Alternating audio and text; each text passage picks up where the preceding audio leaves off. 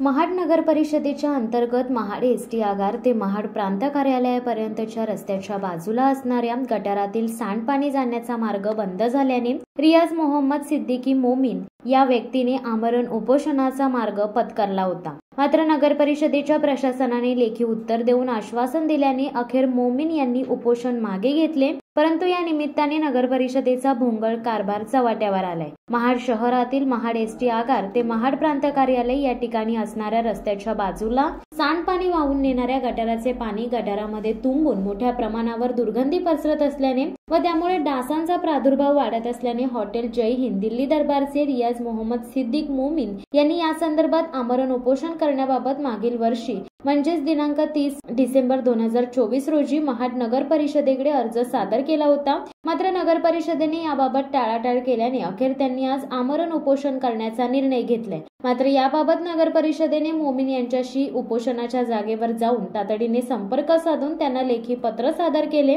महाड नगर परिषदेने मोमीन यांना दिलेल्या पत्रामध्ये नमूद केले आहे की नगर परिषदेच्या सर्व्हेर मार्फत या रस्त्याची व गटाराची मोजणी करून घेतली आहे। मंजूर विकास योजनेनुसार रस्त्याचे रुंदीकरण व गटाराचे बांधकाम प्रस्तावित आहे।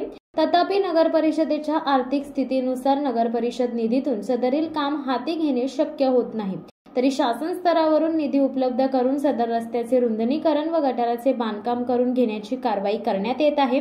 तरी तूर्त या ठिकाणी असलेले जुने गटार मोकळे करून सांडपाण्याची तात्पुरती व्यवस्था करण्यात येत आहे। वरील बाब विचारात घेऊन आपण जानेवारी पासून प्रस्तावित केलेले आमरण उपोषण अखेर भाजपचे अल्पसंख्याक रायगड जिल्हा अध्यक्ष अशरफ काजी मध्यस्थीनंतर अखेर उपोषण मागे घेतले।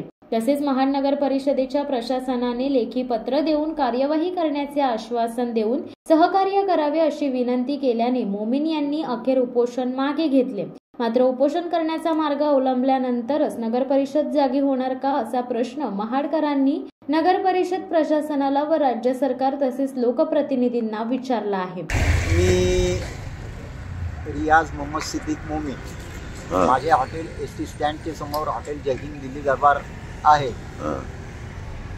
गेली जवळजवळ 24 ते 25 वर्ष मी हे हॉटेल व्यवसाय करतोय। ओके। माझ्या स्टँडच्या समोर असणाऱ्या गटार हे माननीय अण्णासाहेब सावंत यांनी हे पूर्वी गटार बनवून दिलेले होते। ते गटार पॅक पद्धतीचे होते। अच्छा। आता ते गटार पूर्वी बनवले असल्यामुळे गेल्या 2021च्या पुरामध्ये पूर्ण चौकअप झालेले आहे।